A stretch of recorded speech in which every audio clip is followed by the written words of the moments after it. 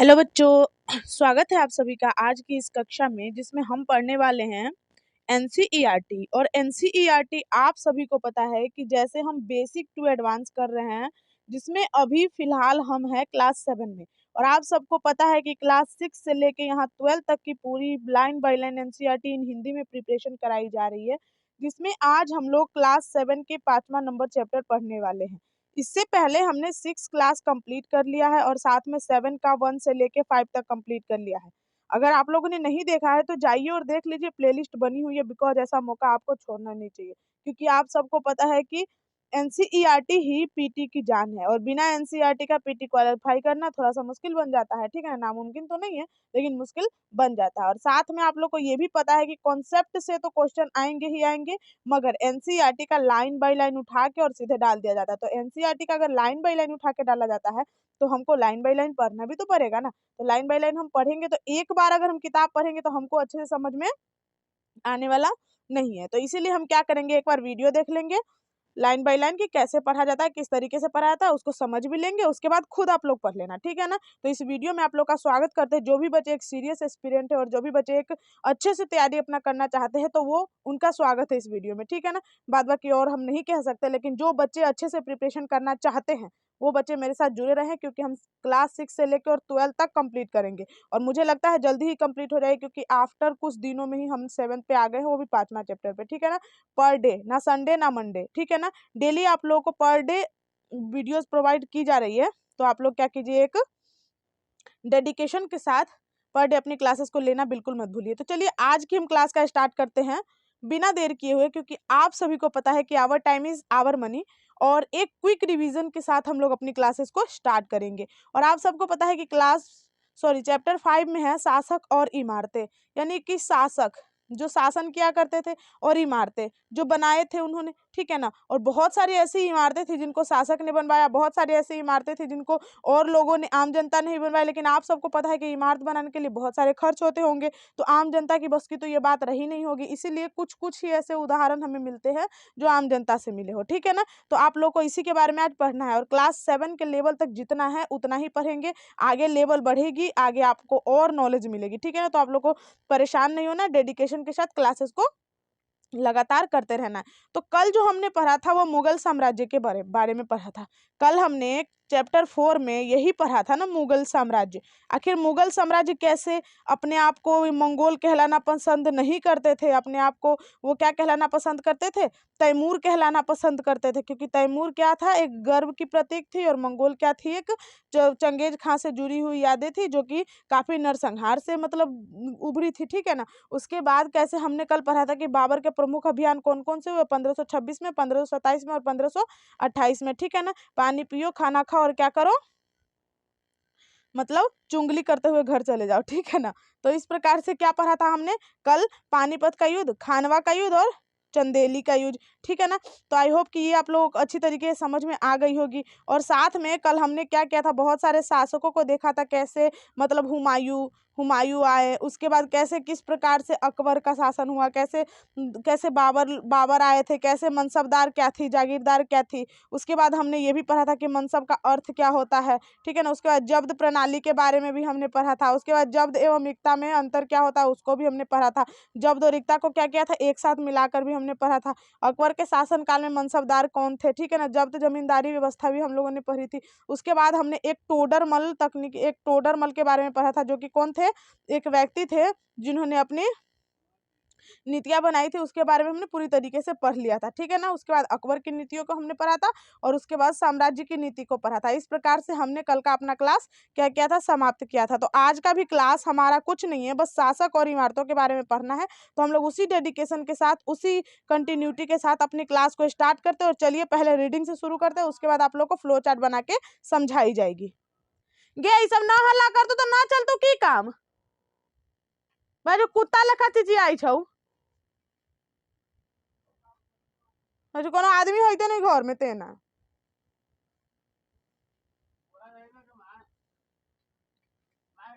झुनझुन तारो अगर आई छे भाई ने भाई कुराइए दो बढ़िया से हम अपना कोई कुछ कौन दो करते अपनी रीडिंग को, ठीक है ना। कह रहा है चित्र 1 में कुतुब मीनार के पहले छज्जे को प्रदर्शन करता है। कुतुब मीनार ऐबक ने कुतुबुद्दीन ऐबक ने लगभग 1199 में, क्या बोला, कुतुबुद्दीन ऐबक ने लगभग 1199 में इसका निर्माण करवाया था। किसका? यही जो क्या कहते हैं इसको, कुतुब मीनार का, ठीक है ना। छज्जे के नीचे छोटे मेहराब तथा ज्यामितीय रूपरेखा द्वारा निर्मित नमूने को देखे। क्या आपको छज्जे के नीचे अभिलेखों की 2 पट्टियां दिखाई दे रही है? ये अभिलेख अरबी में है, यानी कि यहाँ से आपको नोट्स बनाने के लिए मिल गया क्या कि जो कुतुब मीनार पे है, कुतुब मीनार के जो अभिलेख है वो कौन सी लैंग्वेज में है, तो वो अरबी में है, ठीक है ना। यहाँ से आपको एक पॉइंट मिल गई। गौर करें कि मीनार का बाहरी हिस्सा घुड़सवार तथा कोणीय है। क्या है? घुमावदार तथा कोणीय है, ठीक है ना।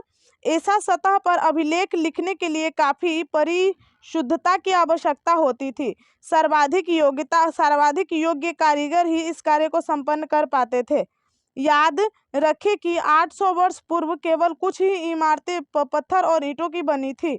13वीं शताब्दी में कुतुब मीनार जैसी इमारत देखने वाले पर क्या प्रभाव पड़ा होगा। सच में मतलब समझिए ना, ये एक ही मेहराब से बनाया हुआ मतलब महल होता था और कितना खूबसूरत तरीके से, नक्काशीदार तरीके से एकदम यहाँ पे मतलब शिलालेख में मतलब क्या कहते हैं उसको, उस पर लिखवा भी दिया जाता था, ठीक है ना। उसकी अभिलेख है, आप पढ़ो इसको, ठीक है ना। आगे देखिए, 18वीं और 8वीं शताब्दी 8वीं और 18वीं शताब्दियों के बीच राजाओं तथा उनके अधिकारियों ने 2 तरह की इमारतों का निर्माण करवाया। पहली तरह की इमारत होती थी सुरक्षित, संरक्षित तथा इस दुनिया की और दुनिया में आराम विराम का भव्य जगह होती थी। किले, महल तथा मकबरे थे। दूसरी श्रेणी में मंदिर, मस्जिद तथा हौज में आते थे। मतलब समझिए ना, मतलब जो 8वीं से लेकर 18वीं शताब्दी के बीच के जो शासक होते थे वो 2 तरह की इमारतों का करवाते थे निर्माण। एक तो वो होता था जिसपे हम मतलब आराम से लोग बैठ उठ सके और क्या कर सके, वहां पे विराम कर सके, आराम कर सके, जैसे कि किला होता था, ठीक है ना। किला होता था, महल होता था, मकबरा होता था। दूसरी श्रेणी में आते थे मंदिर, मस्जिद, जो एक मतलब निश्चित रूप से वहां पे जाके अपना, जैसे कोई मंदिर जाएगा तो बैठने तो जाएगा नहीं, पूजा करने ही जाएगा, ठीक है ना। मंदिर, मस्जिद, हौज, कुआं तथा सराय, बाजार जैसी जनता के उपयोग की इमारतें होती थी। राजाओं से यह उपेक्षा की जाती थी कि वे अपनी प्रजा के देखभाल करेंगे तथा प्रजा के उपयोग और आराम के लिए इमारतों का निर्माण करवाया। राजा उनकी प्रशंसा पाने की आशा करते थे। इस तरह का निर्माण व्यापारियों, साहित्य एवं अन्य व्यक्तियों द्वारा भी किए जाते थे। वे मंदिर, मस्जिद और कुओं का निर्माण करवाते थे, परंतु घरेलू स्थापत्य व्यापारियों की विशाल हवेलियों के अवशेष 18वीं शताब्दी से मिलने शुरू हुए हैं।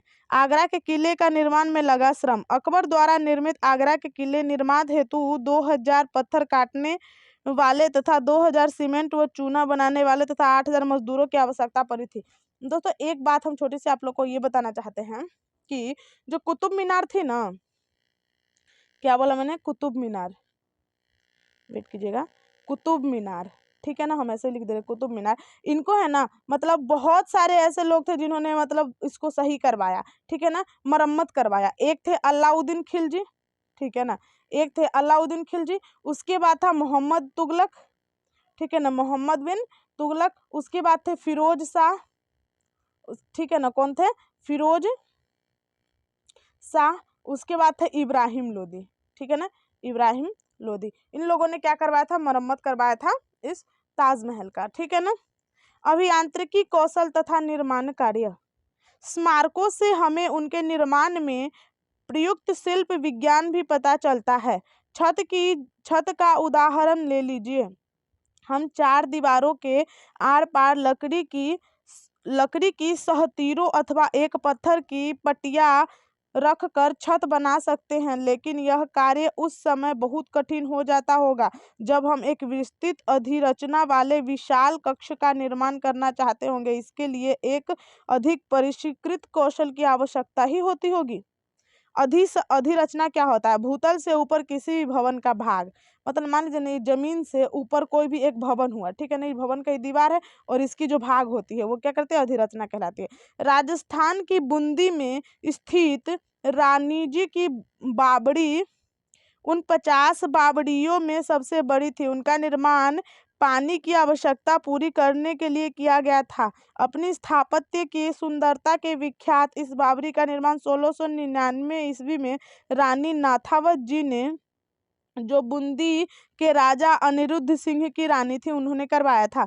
7वीं और 10वीं शताब्दी के मध्य वास्तुकार भवनों में और अधिक कमरे, दरवाजे और खिड़कियां बनाने लगे।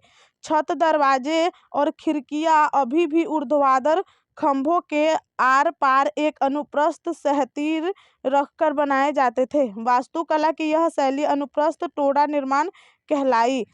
8वीं से 13वीं शताब्दी के बीच मंदिरों, मस्जिदों, मकबरों तथा सीढ़ीदार कुओं से जुड़े भवनों का निर्माण में इस शैली का भी प्रयोग किया गया है। कौन से? टोडरमल अनुप्रस्थ शैली। ठीक है ना। दिल्ली के कुब्बत अल इस्लाम मस्जिद का एक हिस्सा यही है, एक हिस्सा। ठीक है ना। आगे देख लीजिए, ये तंजावुर की मंदिर है, ये वाली। ठीक है ना, इसको ध्यान रखिएगा, ये तंजावुर की मंदिर है। आगे देखिए, 12वीं शताब्दी में दो प्रौद्योगिकी एवं शैली संबंधी परिवर्तन दिखाई पड़ने लगते हैं। दरवाजों और खिड़कियों के ऊपर अधिरचना का भार कभी कभी मेहराब पर डाल दिया जाता था। वास्तुकला का यह चापाकार रूप था, यानी कि समझा जाए तो क्या कहा जाता है कि जो दरवाजा है ना, दरवाजे या फिर खिड़कियों के जो ऊपर अधिरचना का भार डाल दिया जाता है कभी कभी, ठीक है ना, मेहराब के द्वारा, इस तरीके से। ठीक है ना, उसको क्या कहा था? चापाकार रूप कहा जाता था। ठीक है ना। निर्माण कार्य में चूना पत्थर, सीमेंट का प्रयोग बढ़ा। यह श्रेणी की सीमेंट होती थी जिसमें यह उच्च श्रेणी की सीमेंट होती थी जिसमें पत्थर के टुकड़ों के मिलने की कंकटियां बनती थी। इसकी वजह से विशाल ढांचों का निर्माण सरलता और तेजी से होने लगा। चित्र 6 में निर्माण स्थल पर एक नजर डालें। बताइए कि मजदूर क्या कर रहे हैं, वह कौन से औजार का उपयोग किए जा रहे हैं। ठीक है, चित्र 6 को मैंने नहीं लिया है। मंदिरों, मस्जिदों और हौजों का निर्माण किस तरीके से वहां पे होता था। ठीक है ना। एक बात और, आप लोग को नोट्स करवाना जरूरी है तो नोट्स करवा देते हैं। 1199 में आपको बताया था क्या कि 1199 में कुतुब मीनार की स्थापना हुई थी। ठीक है ना, बताया था मैंने, कुतुब मीनार की स्थापना हुई थी, जिसकी जो अभिलेख है, क्या है बच्चों, इसकी जो अभिलेख है उसकी भाषा कौन सी है? अरबी भाषा है। ठीक है ना। तथा 1929 में क्या बोला मैंने? 1229 में इस कुतुब मीनार को आगे की ओर बढ़ाया। वो कौन बढ़ाया? इल्तुतमिश ने बढ़ाया। कौन से बढ़ाया? इल्तुतमिश ने बढ़ाया उसी कुतुब मीनार को आगे की ओर। ठीक है ना।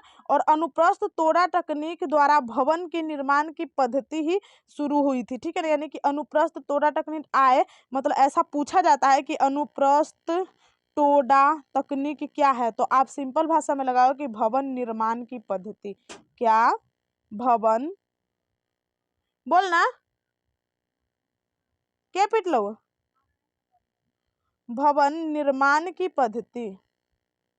ठीक है ना, ये और कुछ नहीं, भवन निर्माण की पद्धति है।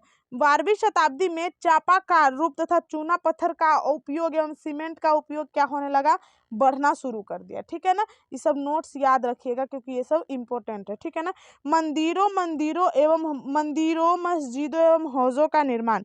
मंदिरों और मस्जिदों के निर्माण बहुत ही सुंदर तरीके से किया जाता था क्योंकि वे उपासना के स्थल थे। वे अपने संरक्षण की शक्ति, धन, वैभव तथा भक्ति भाव को प्रदर्शन करते थे। उदाहरण के लिए राजराजेश्वर मंदिर को लिया जाता है। यह अभिलेख से इस बात को संकेत मिलता है कि इस मंदिर का निर्माण राजा राजदेव ने अपने देवता राजराजेश्वर की उपासना हेतु किया था। ध्यान दें कि राजा और उन देवता के नाम काफी मिलते जुलते। वो लोग मतलब क्या करते हैं, अगर भगवान को मानते तो वो सोचते कि भगवान ने ही हमें भेजा है और हम भी भगवान के बराबर है। इस तरीके से अपने आप को भगवान से तुलना करते थे।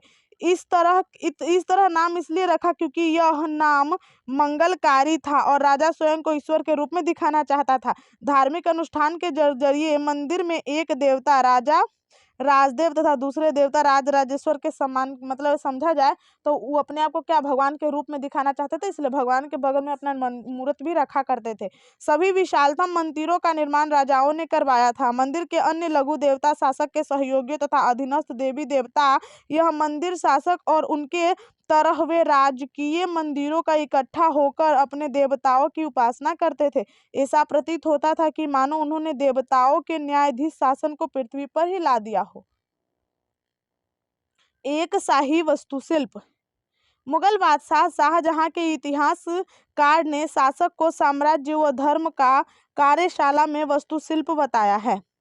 मुसलमान सुल्तान बादशाह स्वयं को भगवान के अवतार होने का दावा नहीं करते थे, किंतु फारसी दरबारी इतिहासों में सुल्तान का वर्णन अल्लाह की परछाई के रूप में हुआ है। मतलब जो मुस्लिम सुल्तान थे वो ये नहीं कहते थे कि हम भगवान के रूप में है, लेकिन एक फारसी क्या कहते हैं इसको, एक फारसी दरबारी इतिहास था, उनमें उसमें ये मिला है कि अल्लाह के परछाई थे ये लोग, ठीक है ना। दिल्ली की एक मस्जिद के अभिलेख से पता चलता है कि अल्लाह ने अलाउद्दीन शासक को इसलिए चुना था क्योंकि उसमें अतीत एक महान विधिवर्ताओं मूसा और सुलेमानों की विशेषताएं मौजूद थी। सबसे महान विधिकर्ता और वास्तुकार अल्लाह स्वयं था।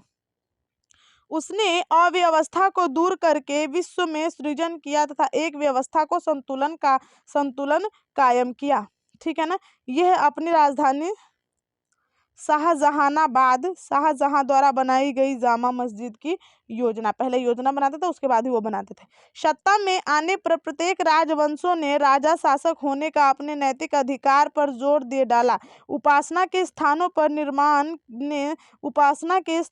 निर्माण ने शासकों को ईश्वर के साथ अपने घनिष्ठ संबंध का उद्घोषणा करने का मौका दिया। ऐसी उद्घोषणाएं तेजी से बदलती राजनीति के संदर्भ में महत्व ग्रहण कर लेती थी। शासकों ने विद्वान तथा घनिष्ठ व्यक्तियों को भी आश्रय प्रदान किया, अपनी राजधानी तथा नगरों को महत्वपूर्ण सांस्कृतिक केंद्र के रूप में परिवर्तित करने का प्रयास किया।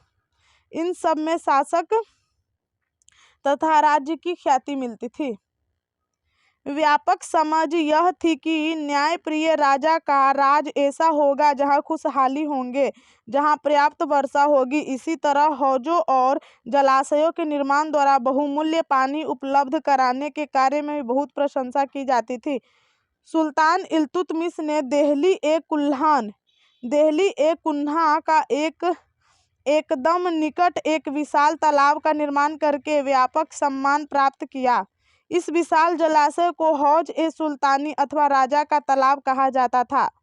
क्या आप इसे अध्याय 3 मानचित्र 1 में ढूंढ सकते हैं। शासक प्रायः समान लोगों के लिए बड़े छोटे मतलब इस तरीके हौजों का निर्माण करवाता ताकि एक में राजा नहाएगा तो दूसरे में दूसरे आदमी, ठीक है ना। जल का महत्व। फारसी शब्द आबाद या आबादी आब शब्द से निकले हैं जिसका अर्थ होता है पानी। आबाद शब्द उस जगह के लिए इस्तेमाल होता था जहाँ बसावट हो। इसका अन्य अर्थ खुशहाल भी होता है। आबादी का अर्थ जनसंख्या में वृद्धि का होना है। मंदिरों पर क्यों निशाना साधा गया। अब एक बात बताइए, आप लोग ही बताइएगा, ठीक है ना, कि मंदिर पर निशाना क्यों से, क्योंकि आप लोग को पता है कि जैसे भी जो भी शासक हुआ करते थे वो क्या क्या करते, मंदिर का निर्माण करवाया करते थे। जब वो मंदिर का निर्माण करवाया करेंगे तो क्या करेंगे, सबसे पहले जब मंदिर बनेगा तो वो लोग ये सोचेंगे ना कि अब जो भी इतने अमीर लोग हैं, जितने भी लोग हैं, सबसे ज्यादा मतलब धन की मात्रा कहाँ होगी, मंदिर में होगी। तो जब ज्यादा धन की मात्रा मंदिर में होगी, मंदिर के साथ लोगों की आस्था काफी मात्रा में जुड़ी होगी, ठीक है ना, ज्यादा धन की मात्रा मंदिर में होगी, तो वो लोग क्या करेंगे, मंदिर पर आके सीधे अटैक करेंगे, धन भी लूट लेंगे, लोग की आस्थाओं को भी ठेस पहुंचाएंगे, ठीक है ना। अभी 11वीं शताब्दी में मंदिर का निर्माण जो हुआ था उसके बारे में देख लेते हैं। एक होता है कंदरिया महादेव की मंदिर, ठीक है ना। 18वीं शताब्दी में जो मंदिर निर्माण की कला फैली थी ना, इसमें 2 कलाएं काफी ज्यादा महत्वपूर्ण थी। एक में सबसे पहले जो थी वो थी कंदरिया महादेव की मंदिर, ठीक है ना, कंदरिया महादेव की मंदिर। और दूसरा होता था राजराजेश्वर की मंदिर, ठीक है ना, राजराजेश्वर की मंदिर, ठीक है ना। कंदरिया महादेव की जो मंदिर थी वो चोल वंश ने बनवाया था उसमें महामंडप भी हुआ करता था, जो सभागार होते थे। महामंडप का मतलब आप लोग को एक बार पहले भी बता चुके हम कि महामंडप ऐसे होते थे जहाँ पे लोग आपस में बैठ के सभाएं भी किया करते थे। और एक गर्भगृह होता था जो कि मुख्य स्थान होता था उस मंदिर का, जिसमें क्या होता था, सिर्फ पुरोहित बैठते थे और राजा बैठा करते थे। और साथ में वहाँ पे क्या होते थे, भगवान होते थे, जहाँ पे पुरोहित और राजा बैठ के भगवान की पूजा किया करते थे। ठीक है, तो इस प्रकार से कंदरिया महादेव और राजराजेश्वर मंदिर का निर्माण 18वीं शताब्दी में ही क्या हुआ था, संपन्न हुआ था। और आप सबको पता था कि मंदिर को ही निशाना क्यों साधता था, चलो हम पढ़ लेते हैं। राजा मंदिरों का निर्माण अपनी शक्ति, धन संपदा और ईश्वर के प्रति निष्ठा को प्रदर्शन करने के लिए करवाते थे। ऐसे में यह बात आश्चर्यजनक नहीं लगती है कि जब उन्होंने एक दूसरे के राज्यों पर आक्रमण किया तो उन्होंने प्रायः ऐसी इमारतों पर निशाना साधा जो 9वीं शताब्दी के आरंभ में जब जब पांड्य राजा श्री बल्लभ ने श्रीलंका पर आक्रमण कर राजा सेन प्रथम को पराजित किया, तो उस विषय में बौद्ध भिक्षु व इतिहासकार धम्मकिति ने लिखा है कि सारी बहुमूल्य चीजें वह ले गए। रत्न महल में रखी स्वर्ण की बनी बुद्ध की मूर्ति और विभिन्न मठों में रखी सोने की प्रतिमाओं को वो भी लेके चले गए थे। इन सभी को उसने जब्त कर लिया। सिंहली शासक के आत्माभिमान को इसमें जो आघात लगा था उसका बदला लिया जाना स्वाभाविक था। अगले सिंहली शासक सेन द्वितीय ने अपनी सेनापति को पांड्य की राजधानी मदुरई पर आक्रमण करने का आदेश दिया। बौद्ध इतिहासकार ने लिखा है कि अभियान के वृद्धि में बुद्ध के स्वर्णिम मूर्ति को ढूंढने तथा वापस लाने के लिए महत्वपूर्ण प्रयास किए गए, लेकिन वो बुद्ध की मूर्ति वहां पे मिला नहीं। ठीक है ना, वो लेके चले गए थे और अपना काम में लगा दिए होंगे। इसी तरह ही 11वीं शताब्दी के आरंभ में जब चोल राजा राजेंद्र प्रथम ने अपनी राजधानी में शिव मंदिर का निर्माण कराया तो उसने पराजित शासकों को जब्त कर ली, उत्कृष्ट प्रतिमाओं से इसे भर दिया। एक अधूरी सूची में निम्न चीजें सम्मिलित थी। चालुक्य से प्राप्त एक सूर्य पीठिका, एक गणेश की मूर्ति तथा दुर्गा की कई मूर्तियां पूर्वी चालुक्य से प्राप्त हुए थे। ठीक है ना, इस प्रकार से मतलब मूर्तियों का वहां पे क्या था, बहुत ज्यादा मात्रा में महत्व था। ठीक है ना, तो इसलिए तो मंदिर पे ही निशाना साधा जाता, क्योंकि वहां पे उनको पता था कि आखिर शासक कितना भी गरीब हो, चाहे शासक कितना भी मतलब वो क्यों ना हो, लेकिन वो मंदिर के मूर्त बनाएगा सोने का ही। ठीक है ना, तो वो लोग क्या करते थे, आते थे मंदिर में अटैक करते थे और लेके फरार।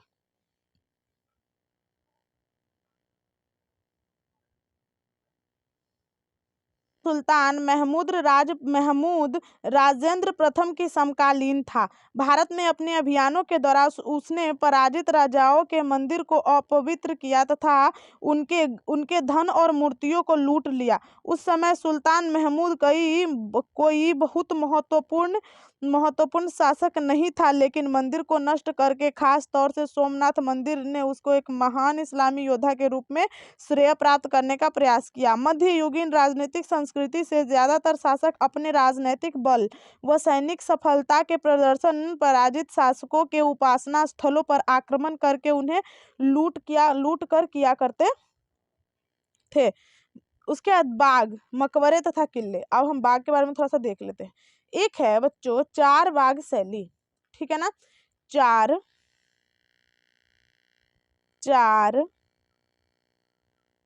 बाग तथा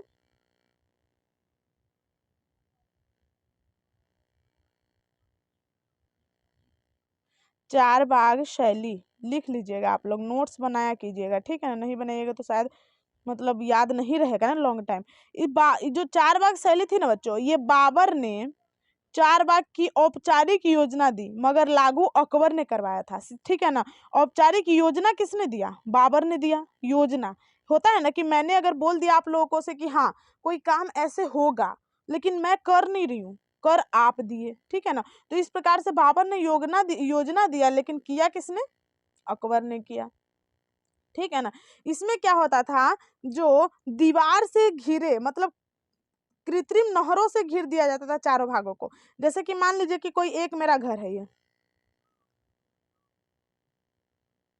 ठीक है ना, अब इसके चारों ओर मैंने क्या किया, कृत्रिम नहर से तथा मतलब किसी भी तरीके से सुंदर तरीके से एक मतलब समझे ना कृत्रिम नहर से ही घेर दिया जाता था, ठीक है ना, पानी का जलाशय से, ठीक है ना, घेर दिया जाता था। उसी को चार बाग शैली कहा था। और आपको पता है क्या, जो मतलब ये अपना जो ताजमहल है, ताजमहल किस कैसे बना हुआ है, ध्यान से देखिएगा उसको, उसके बाद बताइएगा, ठीक है ना।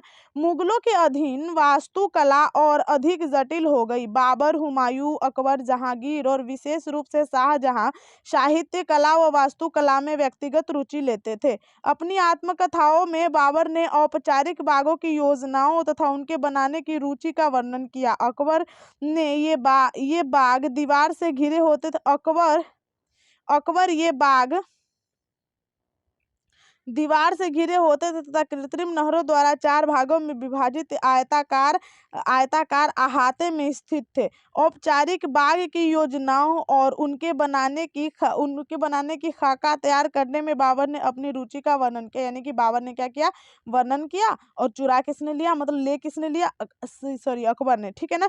चार समान हिस्सों में बटे होने के कारण ये चार बाग शैली कहलाते थे। मतलब ऐसे, समझ रहे हैं ना। चार बाग बनाने की परंपरा अकबर के समय से शुरू हुई। कुछ सर्वाधिक सुंदर चार बागों को कश्मीर, आगरा एवं दिल्ली में जहांगीर शासकों ने भी बनवाया था, ठीक है ना। अकबर के शासनकाल में कई तरह के महत्वपूर्ण वास्तु कलात्मक नवाचार हुआ। इसकी प्रेरणा अकबर के वास्तु शिल्पों ने उसके मध्य एशियाई पूर्वज तैमूर मकबरे से ली हुई है। हुमायूं के मकबरे में सबसे पहली बार दिखने वाला केंद्रीय गुंबद, जो बहुत ऊंचा था, और ऊंचे मेहराब प्रवेश द्वार मुगल वास्तुकला में महत्वपूर्ण रूप बन गया। यह मकबरा एक विशाल औपचारिक चार बाग के मध्य स्थित था। इसका निर्माण आठ स्वर्गों तथा हस्त विशिष्ट की परंपराओं से हुआ था। इसमें एक केंद्रीय कक्ष 8 कमरे से घिरा होता था। इस इमारत का निर्माण लाल बलुआ पत्थर से हुआ तथा इसके किनारे सफेद संगमरमर बना दिए गए। बात किसकी हो रही है, आप सबने सोच ही लिया होगा, ठीक है ना। क्या 1562 से 71 के बीच निर्मित हुमायूं का मकबरा आप नहरों को देख सकते हैं। इस तरीके से हुमायूं का जो मकबरा था, इसके चार बाग, मतलब ये चार बाग शैली में बना हुआ था। आप अच्छी तरीके से सर्च कीजिएगा, उसके बाद देखिएगा पूरा शो होगा, ठीक है ना। शाहजहां के शासनकाल के दौरान मुगल वास्तुकला के विभिन्न तत्व एक विशाल सद्भावपूर्ण संश्लेषण में दिए गए हैं। शाहजहां के शासन में अनवरत निर्माण का कार्य चलते रहे, विशेष रूप से आगरा और दिल्ली में। सार्वजनिक एवं व्यक्तिगत सभा समारोह हेतु कक्षों जैसे दीवान ए खास एवं दीवान ए आम की योजना बहुत सावधानी पूर्वक से बनाई जाती थी। एक विशाल आंगन में स्थित ये दरबार चिहिल सुतून अथवा 40 खंभों के सभा भवन भी कहलाया जाता था। शाहजहां के सभा भवन के रूप में वे मस्जिद से मिलते जुलते बनाए गए थे। उसका सिंहासन जिस मंच पर रखा जाता था उसे प्रायः किबला यानी कि नमाज के दौरान मुसलमानों के सामने की दिशा कहा जाता था, क्योंकि जिस समय दरबार चलता था उस समय प्रत्येक व्यक्ति उस ओर मुंह करके बैठे करते थे। इस मतलब समझा, यहाँ पे शासक है तो किबला किबला की ओर मुंह करके बैठा करते हैं। आपने यहाँ भारत में किबला किस दिशा में, आप लोग कमेंट करके बताइए, क्योंकि मैंने बता दिया है आप लोगों को पहले की क्लास में, ठीक है ना। राजा पृथ्वी पर ईश्वर का प्रतिनिधित्व था। शाहजहां ने दिल्ली के लाल किले को अपने नवनिर्माण दरबार में राजकीय न्याय तथा शाही दरबार के अंतः संबंध पर बहुत बल दिया। बादशाह के सिंहासन के पीछे पितरा दूर जराऊ काम का एक श्रृंखला बनाई जाती थी, जिसमें पौराणिक यूनानी देवता ऑर्फियस को बिना बजाए हुए चित्रित किया गया है। ऐसा माना जाता है कि ऑर्फियस का संगीत आक्रामक जानवरों का भी शांत कर दिया जाता था और वे शांतिपूर्ण एक दूसरे के साथ रहने लगते थे। शाहजहां के सार्वजनिक सभा भवन के निर्माण में यह सूचित किया जाता है कि न्याय करते समय राजा ऊंचे और निम्न सभी प्रकार के लोगों के साथ समान व्यवहार किया और सद्भाव के साथ रह सके, मतलब समान व्यवहार करते थे। वो किसी प्रकार का एक इधर उधर नहीं कर। पितरादूर क्या होता था, उत्कीर्ण संगमरमर अथवा बलुआ पत्थर पर रंगीन ठोस पत्थरों के दरबार दबाकर बनाए गए एक सुंदर अलंकृत नमूने ही पितरादूर कहलाते थे। मतलब जो भी एक उत्कीर्ण होता था संगमरमर का, ठीक है ना, अथवा बलुआ पत्थर एवं उसी पर क्या रंगीन ठोस पत्थरों को दबाकर जो बनाया जाता था ना, उसी को पितरादूर कहा जाता था। शासन के आरंभिक वर्षों में शाहजहां की राजधानी आगरा थी। इस समय में विशिष्ट वर्गों ने अपने घरों का निर्माण यमुना नदी के तट पर करवाया। इसका निर्माण 4 बाग की रचना के ही समान और औपचारिक बागों के बीच में हुआ था। तो 4 बाग के योजना के अंतर्गत अन्य तरह के बाग भी थे, जिन्हें इतिहासकार ने नदी तट बाग कहा। इस तरह के बाग में निवास स्थान 4 बाग के बीच में स्थित न होकर नदी तटों के पास बाग में बिल्कुल किनारे पर हुआ करता था। शाहजहां ने अपने शासन की भव्यतम वास्तुकला की उपलब्धि ताजमहल के नक्शे में नदी तट बाग की योजना अपनाई, यानी कि ताजमहल में नदी तट बाग योजना है। ठीक है ना, देख लीजिए इसको ना। या देखिए, सबसे पहले हुमायूं का मकबरा बताया मैंने, उसमें क्या है, 4 बाग शैली का उदाहरण है, और इसमें नदी तट बाग शैली की उदाहरण है। ठीक है ना, नदी तटबाग शैली की उदाहरण है। ठीक है ना, तो इस छोटी छोटी बातों को ध्यान रख लीजिएगा। ठीक है ना। चबूतरे तथा बाग इसके दक्षिण में बनाया गया था। नदी पर सभी अभिजातों की पहुंच पर नियंत्रण हेतु शाहजहां ने इस वास्तुकला के रूप को विकसित किया। दिल्ली में शाहजहानाबाद में उसने जो नया शहर निर्माण करवाया, उसमें शाही महल नदी पर स्थित था। केवल विशिष्ट कृपा प्राप्त अभिजात जैसे उसके बड़े बेटे दारा सिकोह को ही नदी तक पहुंच मिली। अन्य सभी को अपने घरों का निर्माण यमुना नदी से दूर शहरों में ही करवाना पड़ता था। देखिए, ये है आगरा का ताजमहल, जिसका निर्माण 1643 में पूरा हुआ। ठीक है ना, यमुना नदी है।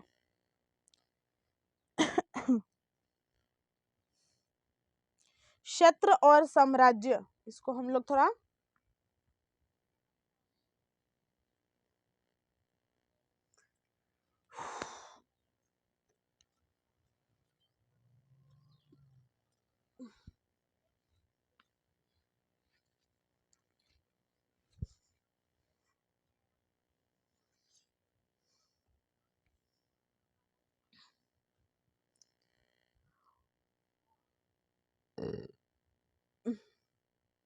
तथा साम्राज्य। 8वीं व 18वीं शताब्दियों के बीच निर्माण संबंधी गतिविधियों में बढ़ोतरी हुई, तो विभिन्न क्षेत्रों के दीवारों का भी पर्याप्त आदान प्रदान हुआ। एक क्षेत्र की परंपरा दूसरे क्षेत्र में अपनाई गई। उदाहरण के लिए विजयनगर में राजाओं की गजशालाओं पर बीजापुर तथा गोलकुंडा जैसी आसपास की सल्तनतों की वास्तुकला की शैली का बहुत प्रभाव पड़ा था। ठीक है, जिसे आप अध्याय 6 में देखे थे। मथुरा के निकट स्थित वृंदावन में बनी मंदिरों की वास्तुकलात्मक शैली फतेहपुर सीकरी के मुगलों से बहुत ही मिलती जुलती थी। विशाल साम्राज्य का निर्माण ने विभिन्न क्षेत्रों को उनके शासन के अधीन ला दिया। उसकी कलात्मक रूप व वास्तुकलात्मक शैलियों से संसेचन में मदद मिली। मुगल शासक अपने भवनों के निर्माण में क्षेत्रीय वास्तुकलात्मक शैली अपनाने में विशेष रूप से दक्ष थे। उदाहरण के लिए बंगाल में स्थानीय शासकों ने छप्पर की झोपड़ी के समान दिखने वाली छत का निर्माण करवाया। मुगलों को यह बांग्ला गुंबद इतना पसंद आया था कि उन्होंने अपनी वास्तुकला में इसका प्रयोग किया। अन्य क्षेत्रों का प्रभाव भी स्पष्ट था। अकबर की राजधानी फतेहपुर सीकरी की कई इमारतें गुजरात व मालवा की वास्तुकलात्मक शैली का प्रभाव भी दिखता है।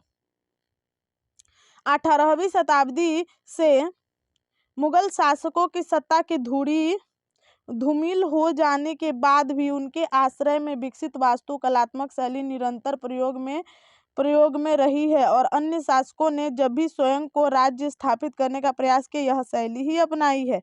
ठीक है ना। वृंदावन के गोविंद मंदिर की अंदरूनी भाग